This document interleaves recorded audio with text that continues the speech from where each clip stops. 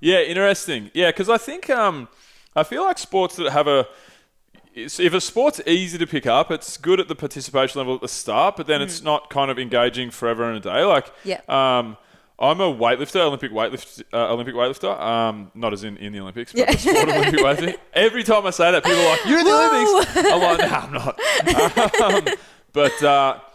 So I'm a weightlifter, and it's it's a very difficult sport. Yeah. Very demanding and so forth. And I got a lot of mates that are really into jiu-jitsu. And I feel like their sports, and I'm sure pole dancing would be the same, where once you start to see improvement, you get really hooked. Would that be fair to say? Yeah, definitely. And the great thing about pole dancing is there's different ways to achieve things, or there's many different things that you can achieve.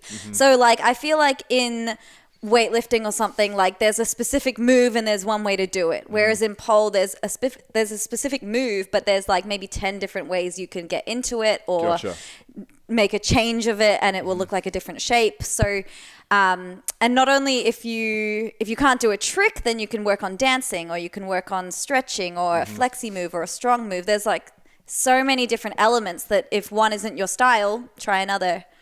Yeah. So just to dive into that just for a sec, so I can understand a pole dancing competition. So you've won lots of awards and so on and so forth all around the world in dancing. So pole dancing. So when you have a competition, is a routine something that you build yourself, or do you have to follow a set number of tricks and like gymnastics kind of thing? Yeah.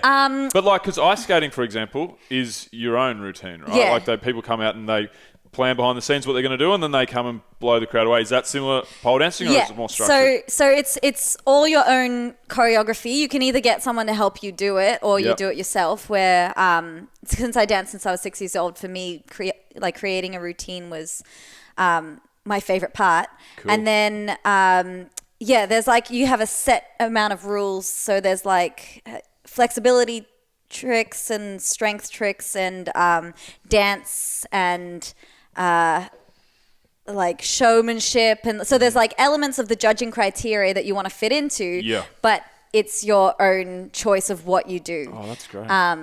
So in a competition, there's a spin pole and a static pole. So one that turns when you move it and one that stays still. You have to use both, and you have to do dynamic, and like there's so many elements to it. But a routine is about 3.5 to 5 minutes, depending on the competition. And you're judged on your variety of things that you do. Yeah, cool. So as a pole dancer competitively, what does the training in the week look like? Are you doing obviously technique stuff and actually the routine and being upside down and twirling yourself around and all the crazy stuff that you do on the pole? But how much like strength and conditioning, flexibility, how much of other styles of training do you do? So when I was in my peak training for comps kind of season, I would be weightlifting just for some even strength, because pole is actually quite one-sided. When you're standing on the side of the pole, you use one muscle to do one thing and the other to do something else, but you're not leveling it up. So I found weightlifting was very symmetrical. I would then do running for cardio. So I'd listen to the song that I was going to do, and I would sprint to the parts when I was doing my pole combos, and then jog when I was doing the floor work. And then I would train my combos during the week, and then I would train the dancing separately, and then not until the week before would I kind of put it all together. Gotcha. But flexibility, I train after running every day, and I mean, I used to run a lot, and now I don't. Running sucks. I got over that. I don't like it. I used to love it, but I only run with my dog now, just when he's annoying me and I want to wear him out. Cool. So when you're taking it seriously, what does a competitive season look like?